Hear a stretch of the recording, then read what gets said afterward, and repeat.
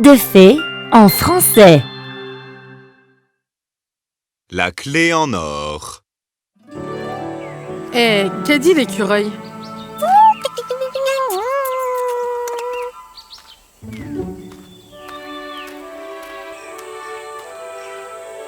Waouh! Tu recommences à faire des rimes? Mais ce n'était pas une rime. Voici Olivia, Kerry et Tabby. Les trois amies aventurières qui étaient toujours sur un coup. Elles avaient chacune une capacité spéciale. Olivier pouvait marcher sur n'importe quoi. Eau, nuages, feuilles, même l'air. Kerry pouvait faire pleuvoir absolument n'importe quand. Et Tabby pouvait parler aux animaux. Oh, tu as faim?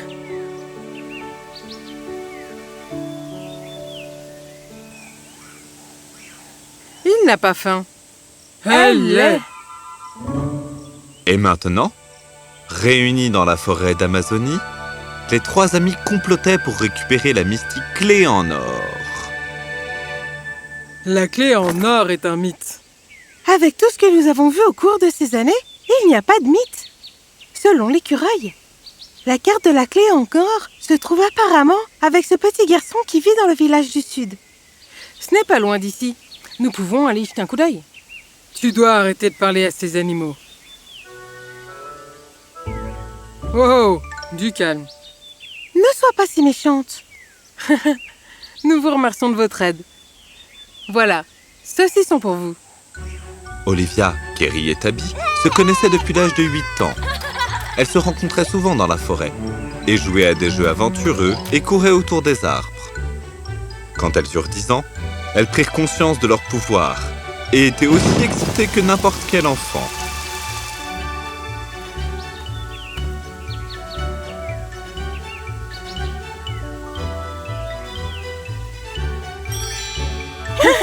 Je suis la reine du monde. Mais malheureusement, les gens autour ne voyaient pas les choses de cette façon. Elles doivent être de méchantes sorcières. Cela n'est pas bon pour notre village. Il faut leur demander de partir. Je me fiche de ce qu'ils disent. Vous êtes spéciales et fortes. Vous l'êtes toutes. Souvenez-vous, vos pouvoirs sont spéciaux et vous pouvez combattre n'importe quel mal tant que vous restez ensemble. Prends bien soin d'elle. Les trois enfants furent envoyés sous la garde de Gunther, l'étrange sage qui vivait au fond de la forêt. Je suis tellement désolé, Olivia, mon enfant. Je ne pouvais tout simplement pas. Au revoir, père.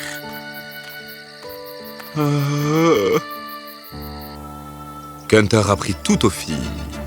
Combat, survie, méditation et même la cuisine. Ah, pourquoi ça fait du bruit? Parce que c'est prêt. La marmite t'informe que la nourriture est cuite. Elle n'aime pas cuisiner. Cuisiner est une compétence de survie. Tu ne peux pas tout manger cru, n'est-ce pas? Avec ses efforts et son dévouement, Tabby, Kerry et Olivia devinrent de puissantes guerrières au cœur pur. Sommes-nous sûrs de vouloir aller dans ce village? Je veux dire, chercher un petit garçon avec une carte, ça sonne un peu... Que s'est-il passé ici? Oh mon Dieu, qui a fait ça? Ouais, fais gaffe!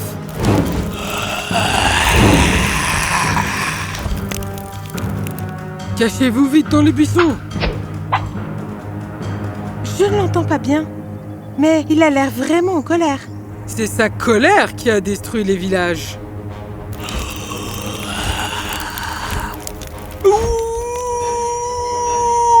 Tu as raison, Miko.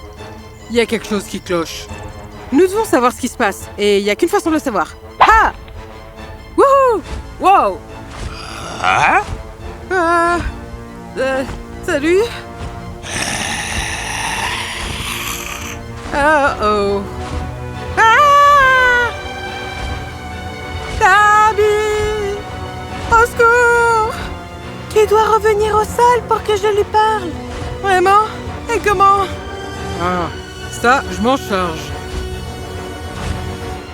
Kerry rassembla toute sa puissance et convoqua les nuages dans le ciel. Wouhou! Ça, c'est de quoi je parle. Avec la puissance des vents autour d'elle, Kerry s'éleva dans le ciel et suivit le puissant dragon, le forçant à retourner au sol.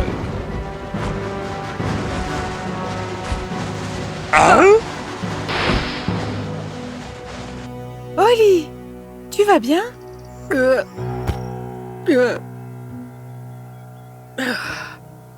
ne retournerai jamais plus sur des montagnes russes.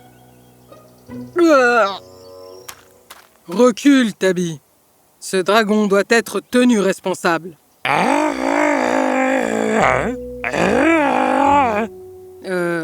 Qu'est-ce qui se passe?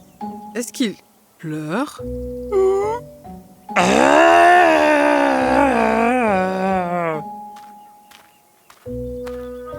Oh, pauvre bébé. Es-tu blessé? Excuse-moi. Bébé? Il vient juste d'essayer de me tuer. Quoi? C'est vraiment triste.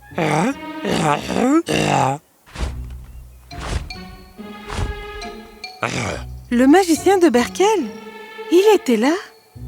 Olivia, Tabi et Kerry se regardèrent avec inquiétude. Le magicien de Berkel était le magicien maléfique qui terrorisait la forêt des Amazoniennes et les villages voisins depuis des décennies. Le trio l'avait presque attrapé une fois, mais il avait disparu sans laisser de traces. Le petit garçon qui avait la carte de la clé en or était l'ami de ce dragon. Alors qu'il venait ici pour rencontrer son ami, il s'est rendu compte que le village avait été saccagé et que le garçon était parti. Il est vraiment inquiet pour son ami. Les filles, La quête de la clé en or vient de prendre une tournure intéressante. c'est vrai. Pourquoi le sorcier la veut-il? Il dit que la clé en or détient un pouvoir immense. Il peut ouvrir des portes sur d'autres dimensions. Quoi? D'accord.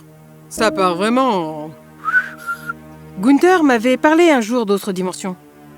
Il y a toutes sortes de mondes là-bas, certains bons, certains mauvais, et d'autres pires. Il est très important de rester dans le monde où lequel vous êtes censé être.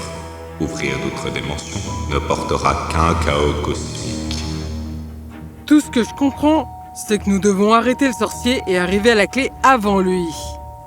Selon le dragon, la clé est au bas de l'arc-en-ciel, au-dessus de l'arc de la montagne de l'ermite.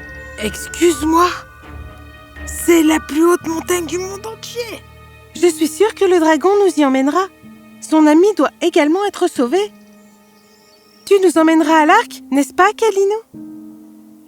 Kalinou, sérieusement? Allez, Kalinou. Wouhou! Il y avait un vent dramatique sur l'arc du grand ermite.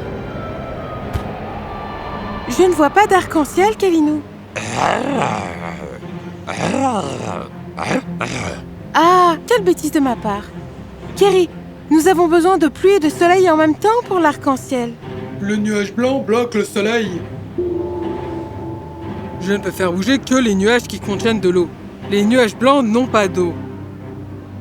Nous avons besoin d'Olivia pour déplacer le nuage. Où est Oli? Bien, on en est où? Olivia sauta sur le nuage sans eau. Et Kerry commença à rassembler ce gorgées d'eau. Tous se mirent en marche.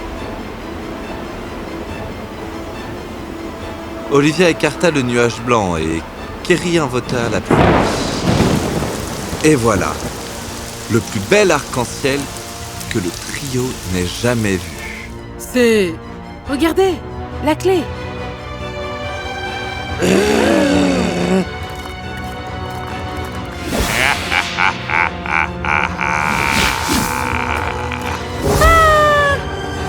Tabi! Le trio vertueux. Comme cela a été facile de vous faire venir ici. Vous avez saccagé un village pour nous faire venir ici? Bien sûr. Sinon, comment étais-je censé arriver à la clé en or? Un arc-en-ciel sur l'arc de la plus haute montagne. Vous savez à quel point c'est difficile. Où sont les villageois? Et ils n'ont jamais été enlevés. Ils sont juste là. Tout ce que j'avais à faire était de prendre la carte et de créer une illusion. Kalino, voici de la poussière d'étoiles. Souffle ça sur le village pour briser l'illusion. Garde ton ami et les autres villageois en sécurité. Nous nous occuperons du sorcier. Vas-y. Ça suffit, sorcier maléfique. Nous ne laisserons jamais la clé.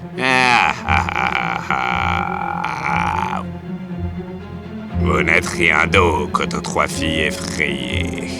Il vient pas juste de dire ça. Kéry s'éleva dans le ciel et convoqua les nuages. Olivia marcha sur ces nuages et vint frapper le sorcier au visage. Pendant ce temps-là, Tabi avait pris la clé en or. Elle s'était rendue compte qu'il y avait des lapins sur la clé. Et dès qu'elle frotta la clé avec son doigt, un trou s'ouvrit dans les airs. Non! Qu'est-ce que tu as fait? Le sorcier fut amené dans une autre dimension. Comment as-tu fait ça? Je ne sais pas. Je viens juste de toucher les lapins et j'ai souhaité qu'ils ramènent le sorcier là d'où il venait. Je ne leur ai même pas parlé. Le trio réalisa qu'il devait y avoir plus de leur pouvoir qu'elle ne pensait. Elles s'embrassèrent et entendirent Kalino grogner. Kalino ramena le trio au village et les remercia pour leur aide. Tabi promit qu'elle serait toujours là à chaque fois que Kalino aurait besoin d'aide. De retour à la cabane, le trio raconta à Gunther ce qu'il s'était passé. Il est peut-être temps de vous raconter l'histoire de l'origine de vos pouvoirs. Le trio écouta avec stupeur et nostalgie de leur passé. Mais cette histoire est pour une autre fois.